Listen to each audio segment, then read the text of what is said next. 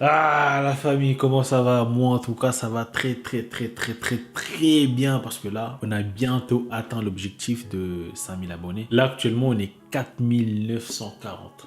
Donc, il manque 60 abonnés. Mais bon, là, je commence déjà à fêter parce que je sais que d'ici demain, l'objectif sera atteint. Donc, je vous dis merci d'avance. Merci beaucoup. Même si, voilà, faut pas fêter des trucs en avance parce qu'on sait jamais. Mes frères, si Dieu est avec nous, qui sera contre nous? Merci beaucoup la famille. Carrément, j'ai même plus de souffle là. J'ai plus de souffle. Oh là là. Prochain objectif, ça sera pas 6000 parce que c'est peu en vrai. Prochain objectif, ça sera le double. Ça sera 10 000. 10 000 direct.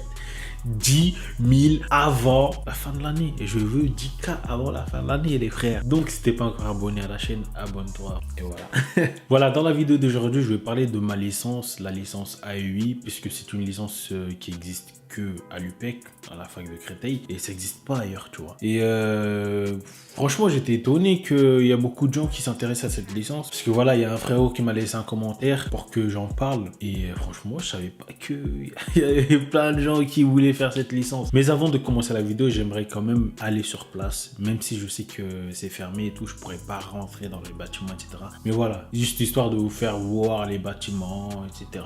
Commencer, voilà. Comme ça serait une vidéo assez complète, tu sais à quoi t'attendre. Allez, c'est parti.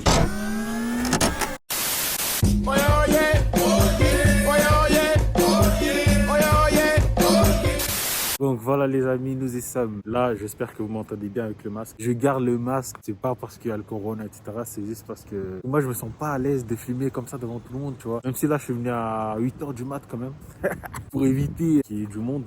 Parce que voilà, frère, c'est gênant. Et voilà, j'espère que vous m'entendez bien et voilà. Donc les amis, voilà comment se présente le campus AEI de l'UPEC. Bon, là, je suis à contre-jour, on va pas.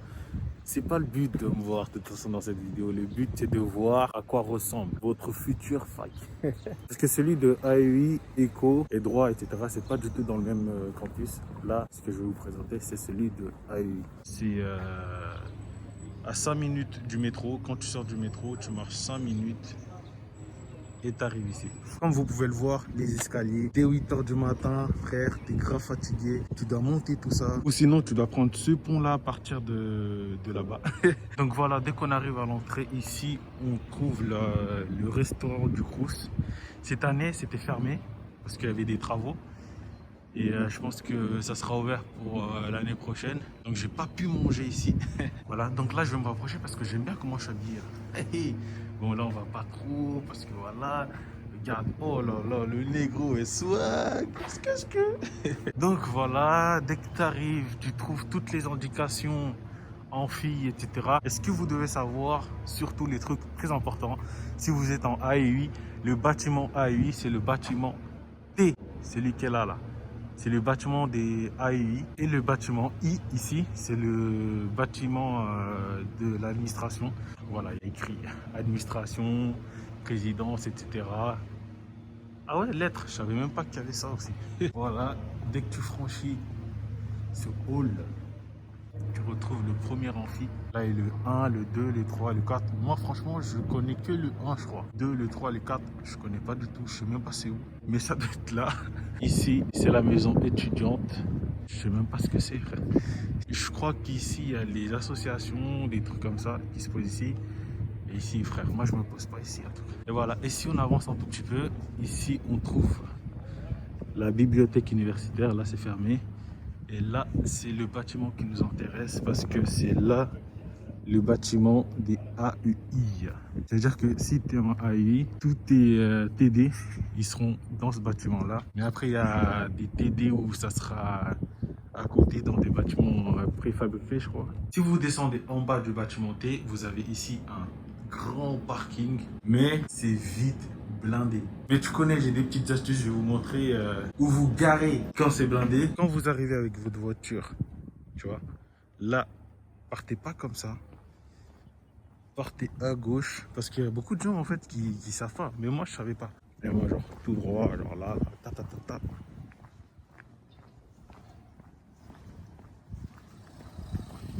Là normalement c'est la bibliothèque. Et voilà, vous allez tout droit, mais vraiment alors tout droit. et il y a un grand parking derrière l'université.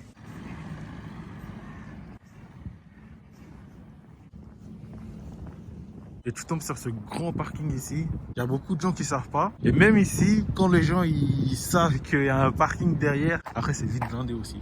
Bon, là je vais vous montrer un truc et je vous jure c'est bête. Mais moi, au début, je vous cache pas que je savais pas. Vous voyez tout à l'heure quand je vous ai montré que là il y a les escaliers. Et pour aller jusqu'à dans le bâtiment T, là, le bâtiment des AEI. Et ben moi, je venais comme ça.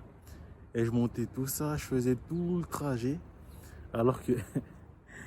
c'est bête, mais tout le monde fait ça au début. On sait pas. Mais en fait, là, tu viens juste là, tu vois.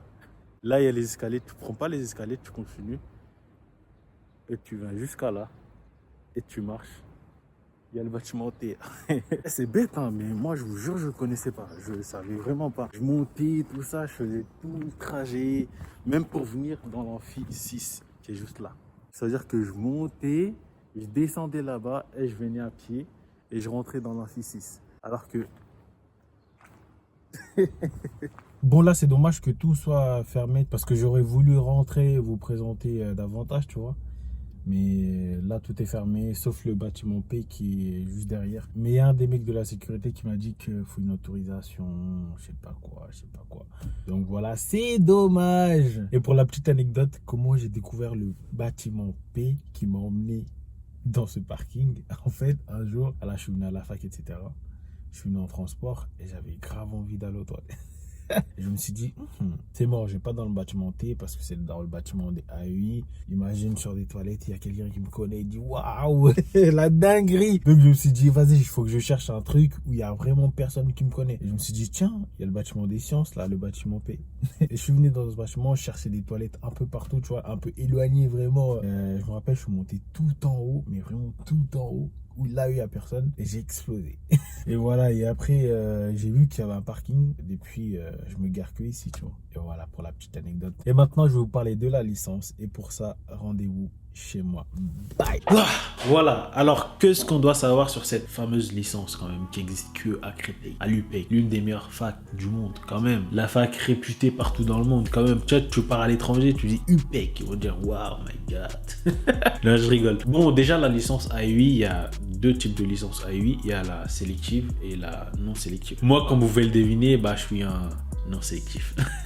En gros, AUI sélectif, je crois c'est parcours Amérique du Sud, Amérique du Nord et Shanghai. Pour faire partie des AUI sélectifs, déjà, il faut avoir un bon dossier, il y a un bon niveau en anglais parce qu'il y a des cours qui sont que en anglais. Moi, vu que je suis éclaté en anglais, franchement, je préfère être en non sélectif, tu vois. Mis à part ça, c'est quoi la différence entre la licence AUI sélectif et la non sélective? La différence, c'est que le parcours sélectif en L2, tu dois faire un stage, soit à l'étranger ou en France. Après, je sais pas du tout vu que je suis pas dans sélectif, mais tu dois faire obligatoirement un stage en un séjour linguistique ou Erasmus. Et pour tout le monde en général, que ce soit les sélectifs, les non sélectifs, en L3, on a un stage de 3 mois minimum à faire obligatoirement à l'étranger. Sauf pour les AUI commerce électronique, il me semble, qui peuvent faire un stage en France. Mais sinon, tout le monde, soit tu fais un stage à l'étranger, soit tu fais un séjour linguistique à l'étranger, séjour qui dure, je crois, 1 mois ou 2 mois, je crois. Mais pour faire ça, il faut que tu vois ça avec ton prof de langue. Et je crois qu'il faut avoir un bon dossier quand même. Surtout Erasmus, il faut avoir un bête de dossier pour être pris. Donc, en gros, si vous voulez faire une licence AEI, mettez des sous de côté. Parce que vous n'allez pas partir à l'étranger comme ça, tu vois. Il faut un budget déjà pour le voyage, le logement, la bouffe, etc. Tu vois, 3 mois, je sais pas si vous vous rendez compte quand même. 3 mois, c'est énorme. Il existe une aide de la fac pour les élèves qui vont partir à l'étranger. Mais c'est pas avant le stage. C'est, je crois, pendant le stage et à la fin du stage. Voilà, là, j'ai résumé un petit peu la licence en général. Maintenant, je vais rentrer dans les détails de tout ce qui est cours, etc. Si les cours sont intéressants, si c'est bien, si c'est facile. Parce que on va pas se cacher. On a envie de savoir si c'est facile ou pas, tu vois. Moi, franchement, pour ma part, la L1, c'était assez simple. Par contre, la L2, frère. La L2, franchement, je trouve que c'est l'année la plus dure. Vraiment, l'année où j'ai trouvé vraiment difficile de fou, c'était la L2. Pour vous donner une petite idée des cours que vous allez avoir au premier semestre de la L1, vous avez Introduction à l'économie politique, droit privé, vous avez Histoire économique et sociale de l'Europe, vous avez de la socio, démocratie et pouvoir, je sais même plus c'est quoi comme cours, et les cours de langue. Au deuxième semestre, vous avez civilisation, droit, société, vous avez Histoire politique des pays européens, vous avez de la socio, vous avez de l'économie, et après vous avez les langues. Par contre, pour les langues en AEI, vous avez obligatoirement anglais en L2. LV1. Vous n'avez pas le choix. Après, en LV2, vous pouvez prendre ce que vous voulez, soit de l'espagnol, l'italien, portugais, chinois, comme vous voulez. Bon, maintenant, partons en L2. En L2, la première chose à savoir, c'est que vous commencez à vous spécialiser. Soit tu prends AGE, Administration et Gestion des entreprises, soit tu prends Commerce international. Moi, personnellement, j'ai pris AGE, mais il n'y a pas vraiment trop de cours qui changent, tu vois. Il y a juste un seul cours qui change, il me semble, je crois, on a marketing et les commerces internationaux, ils n'ont pas marketing. Eux, ils ont un autre cours, je crois qu'il est en anglais carrément. Après ça, la deuxième chose la plus importante en L2, mais vraiment important, et vous devez la faire le plus vite possible, c'est le choix des options transversales. Alors, qu'est-ce que c'est? L'option transversale, en fait, c'est tout ce qui est sport, etc. C'est obligatoire de choisir une option transversale. Sinon, si tu choisis pas, mon gars, tu auras un cours par défaut qui est un cours de droit. Et frère, franchement, ça serait bête d'aller en cours de droit plutôt que de faire du sport, tu vois. Vous savez très bien que c'est plus facile d'avoir 18 en sport ou un truc qui t'intéresse qu'en droit, frère. Moi je te dis. Et voilà, ça c'est vraiment les choses clés à savoir pour la L2. Sinon au niveau des cours en L2, vous avez statistiques, compta, marketing. Pour moi, pour ma part, comme j'ai dit, je suis en AGE. Il y a l'informatique et franchement c'est un cours relou de fou. C'est nul. Comment utiliser Word? Bon, pour les darons c'est efficace, mais qui sait pas utiliser Word? Après au deuxième semestre, c'est plutôt basé sur Excel. Bon, à la rigueur Excel, ça va. C'est dur de ouf, tu vois, moi je comprends rien. Mais bon, en général, si tu suis, c'est un cours où tu peux avoir la moyenne facile. Bon, maintenant, passons directement en L3, l'année où je suis, moi. Bon, en L3, bizarrement, je trouve que la L3, c'est plus facile que la L2. Parce que moi, la L2, j'ai trouvé vraiment dur, tu vois. Je sais pas pourquoi. J'ai l'impression que les cours m'intéressent et tout, tu vois, j'aime bien. Donc, comme j'ai dit au début de la vidéo, en L3, ce que vous devez savoir, c'est qu'en L3, on doit faire un stage obligatoire à l'étranger. Soit tu fais un stage à l'étranger, soit tu fais un séjour linguistique qui est payant. C'est pas moins de 1000 euros, je crois. Ça dépend des pays. Ou sinon, tu fais Erasmus, tu vas à l'étranger, tu passes un semestre entier. Ou sinon, pour ceux qui sont en AEI, commerce électronique, eux, ils sont pas obligés de partir à l'étranger. Ils peuvent faire un stage en France. Je crois que c'est commerce électronique, si je me trompe pas. Mais en tout cas, c'est pour les gens qui ont une seule langue. Ça veut dire que si tu prends une seule langue, t'es pas obligé de partir à l'étranger. À partir du moment où tu as deux langues, l'étranger, c'est obligatoire. Mais bon, moi, j'ai pas pu y aller parce que Corona, etc. Du coup, ceux qui partent pas ou ceux qui trouvent pas de stage, ils doivent faire un mémoire. Et c'est ce que je dois faire là, tu vois. Et ça me fout le seum parce que je voulais vraiment partir en stage, tu vois. Mais bon, tu vois, le Corona a tout gâché, mais c'est pas grave. Après, en L3, il y a quoi comme cours? Il y a de l'éco, il y a du droit comme d'habitude, il y a de la socio, il y a du marketing, il y a de la compta, il y a de l'informatique. Par contre, en L3, les options transversales, c'est pas obligatoire. D'ailleurs, je sais même pas si tu peux, mais les notes, elles compteront pas, tu vois, comme en L2. Bon, maintenant que j'ai fait le tour de la licence, je pense que j'ai rien oublié, je crois. Maintenant, je vais parler des choses positives et des choses négatives. Bon, je vais commencer par les choses positives, hein, et ça sera que mon point de vue à moi, tu vois. Peut-être que les autres, pour eux, c'est pas ça, et voilà. Moi, le seul point positif que je trouve dans cette licence, d'ailleurs, c'est une licence que je trouve enrichissant parce que tu touches vraiment à tout, que ce soit droit, éco, compta, marketing, tu fais vraiment de tout, tu vois. Et c'est ça que je trouve vraiment cool. Voilà, maintenant les points négatifs. J'en ai beaucoup. Déjà, on va commencer par les emplois du temps.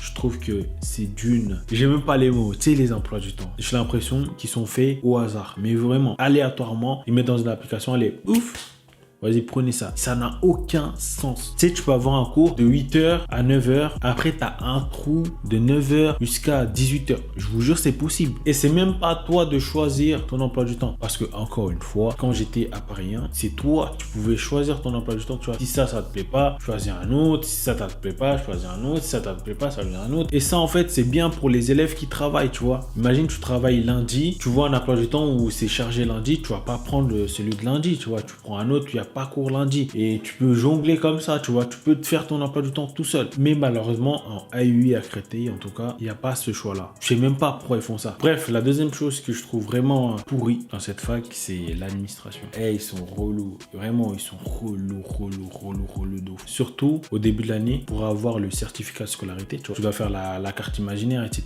Tu vas sur place, il suffit juste de l'imprimer, tu vois. Mais eux, ils veulent pas. Ça sert à rien d'aller sur place et demander ton certificat de scolarité, ils vont pas te le donner. Ils envoient par courrier, tu le reçois chez toi. Et des fois, vas-y, t'attends 2-3 semaines, tu vois. Et je trouve ça vraiment inutile, tu vois. Je viens sur place, je me déplace, t'as juste à imprimer, tu coches, tu mets un tampon et c'est tout. Mais eux, Ils veulent rien savoir. Bon voilà, je pense que j'ai tout dit. Moi personnellement, je compte y rester pour poursuivre mon master en AEI. Donc si vous êtes nouveau en AEI, peut-être qu'on va se croiser, les frérots, on va se croiser, etc. Petit bonjour, ça va, nanana, voilà. Et sur ce, voilà, je pense que j'ai tout dit. J'espère que j'ai rien oublié. Et voilà, j'espère que cette vidéo vous aura aidé. Là, j'ai plus rien à dire, je crois. Donc si t'es pas encore abonné, abonne-toi, active la cloche pour ne rien rater. Parce que là, je suis de plus en plus actif, tu vois. Donc sur ce, je vous dis à bientôt. Bad thanks.